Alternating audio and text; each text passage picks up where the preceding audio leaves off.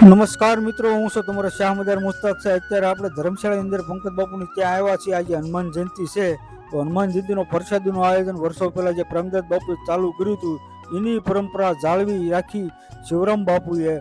અને શિવરામ બાપુએ પણ ઘણા વર્ષો આ પ્રસાદી અને સ્થાળ ધર્યા, અને ત્યારબાદ એમના દીકરા પંકજ બાપુએ પણ આ પરંપરા ચાલુ રાખી. આ પહેલું હનુમાન જયંતિ છે, શિવરામ બાપુની ગેરહાજરી છે, તો મોટા પાયે અહીં પ્રસાદીનું આયોજન કરવામાં આવે છે.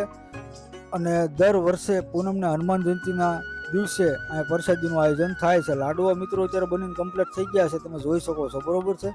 અને અત્યારે જો એક બાજુ ખમણ પણ કટિંગ થઈ રહ્યું છે, અને ખમણના કટિંગ બાદ પછી વઘાર એને કરવામાં આવશે. જે વઘારના સ્પેશિયલ કારીગર જો અમારા ગોવિંદ દાદા છે, બહુ સરસ રસોઈ બનાવે છે, અને દર વર્ષે અહીંયા એ જ હોય ગોવિંદ દાદા.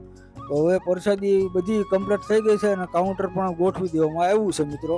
અને તમે જોઈ શકો છો, બધાને હવે પ્રસાદી લેવા માટે બેસાડી દેવામાં આવ્યા છે. આ બધા જ પ્રસાદી અત્યારે લઈ રહ્યા છે. તો ઘણા વર્ષોથી અહીંયા પ્રસાદીનું મસ્ત મોટા પાયે હનુમાન જયંતિના દિવસે, જોકે બધા ગામમાં હોય, પણ અહીંયા અમારા ગામમાં પણ મોટા પાયે પણ આયોજન કરવામાં આવે છે. અને અત્યારે વિડીયો ગમે તો લાઈક, શેર, કમેન્ટ, વધુમાં વધુ આ વિડીયો શેર કરો પ્લીઝ.